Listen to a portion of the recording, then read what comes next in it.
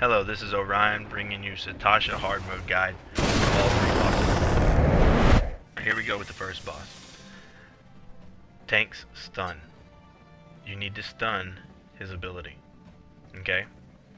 Have your DPS and healers stay close to the boss. They only have 10 seconds to run to you.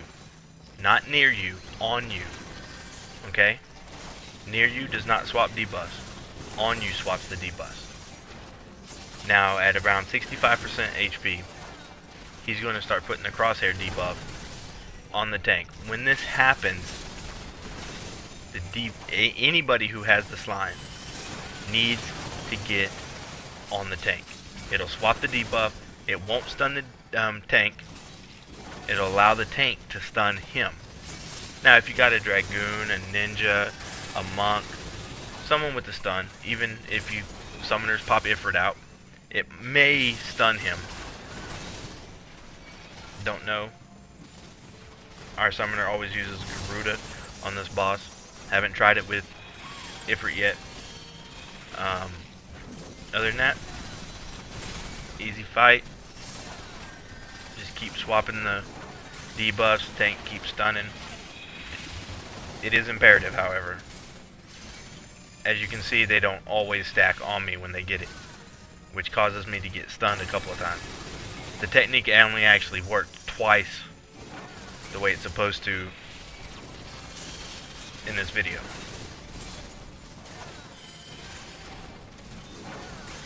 Now once the tank stuns them, DPS do your thing. There is another way to do this fight. You just have your healer heal through it and remove the debuff. It gets a little bit more difficult to do when you're dealing with 3 people with the debuff, plus you getting stunned. It may work more effective with the dragoon or a ninja or monk in the group to stun them instead of the tank. Other than that, this is the strategical way I'm guessing SE meant for this fight to be done, because there's YL swap debuffs. I do hope that this guide for the first boss does help you. For all those on Facebook that I've been reading having trouble with this dungeon, I've been posting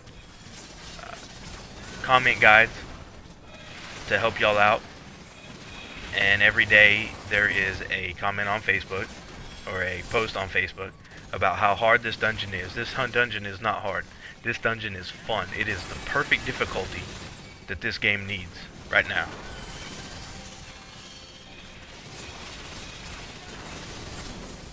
I'm sorry you're having trouble with it, and I do hope that after watching this video you go in, you know, and you pull it off. I wish you the best of luck in your future endeavors on this boss. Now moving on to the second boss.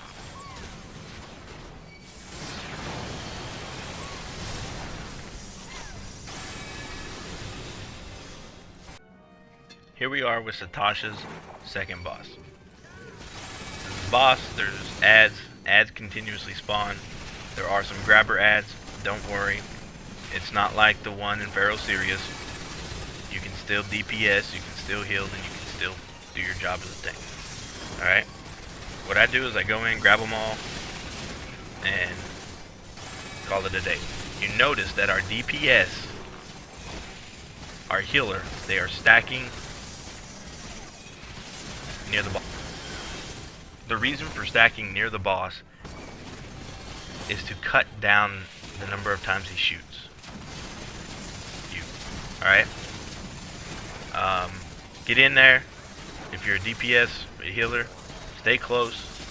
He's going to do the knockback. He'll target somebody.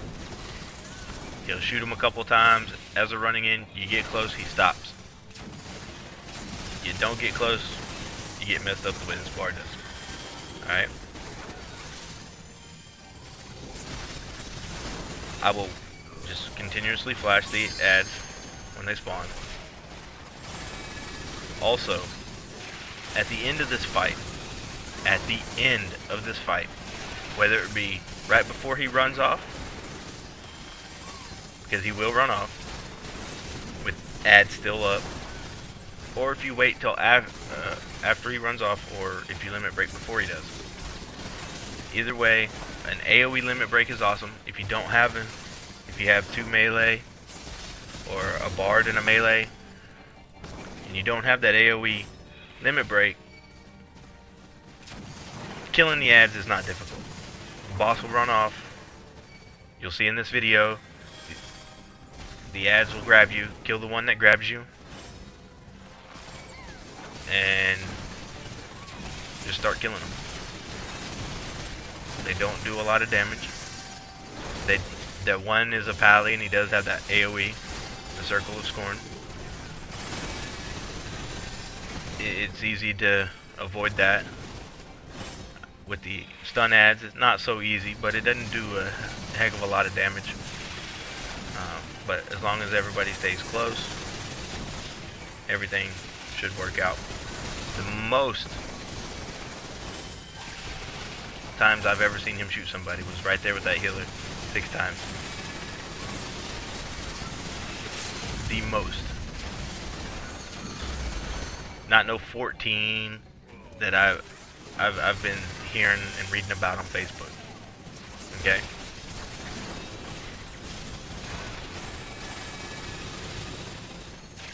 I do hope that this guide does help you for the second boss.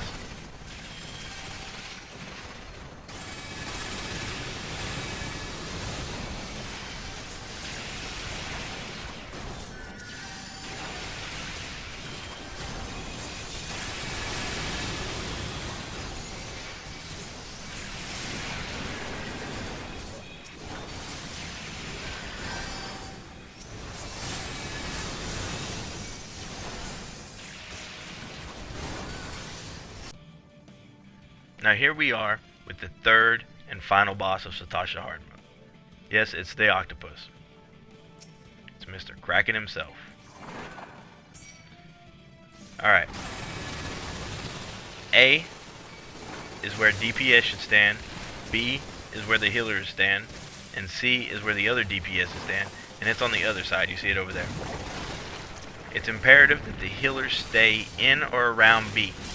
By doing so, she is inside the AoEs of both of these pools I just ran through, and far enough away from this one that I'm attacking and that big one that I was attacking. Okay?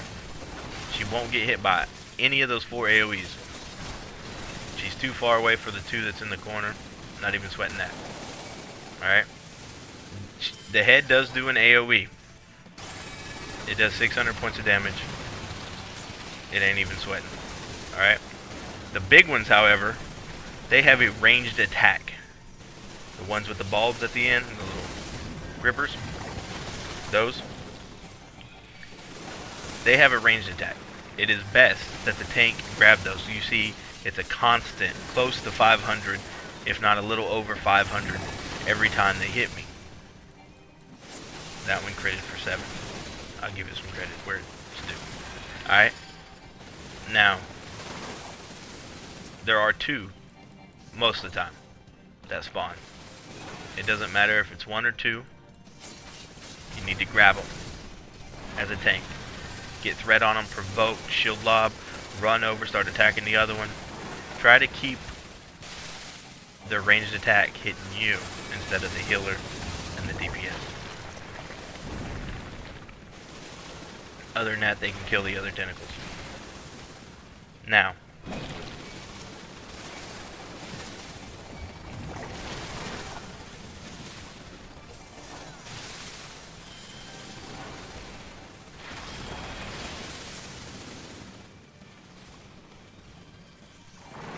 right here, this is the best time to pop your cooldowns. You see those tentacles recede underwater. Pop your cooldowns to increase your damage.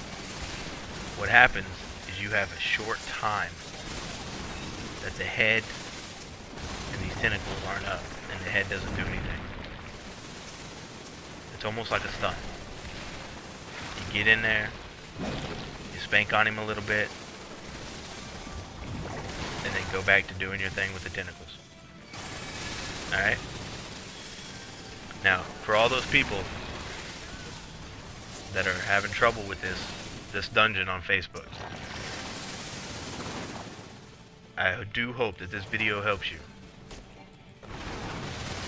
Normally I'm not a guy who talks on any of my videos, but after reading and posting written guides on the multiple Facebook fan groups, there has been a lack of, I guess, understanding. And the dungeon isn't that hard. It's fun. I love all three of the new dungeons. I think they are a good difficulty. They're definitely harder than the previous hard modes, but they're still pretty easy. I think they're a good bit of fun. They got some unique tactics. I give it to them on that. The tactics, the strategy that was implemented for these boss fights is really good. Unique.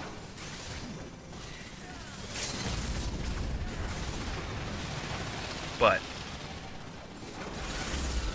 please, if you're watching this has worked every time you've ran this dungeon. These strategies we came up with the first time, and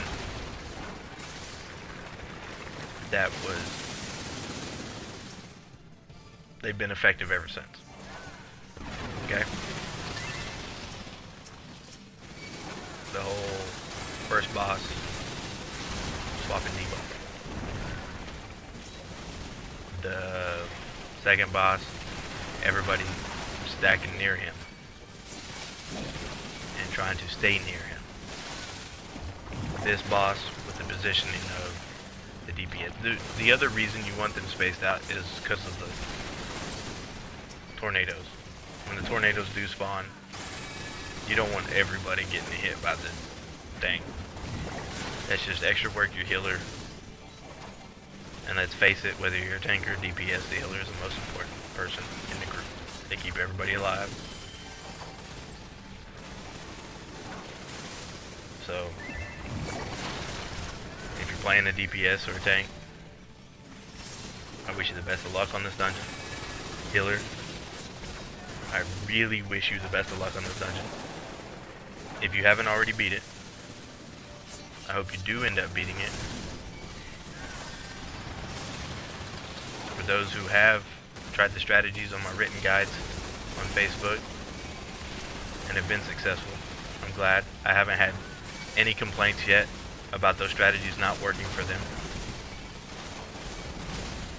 So I hope this video does help for those that would rather see what I've written about than read what I've written about.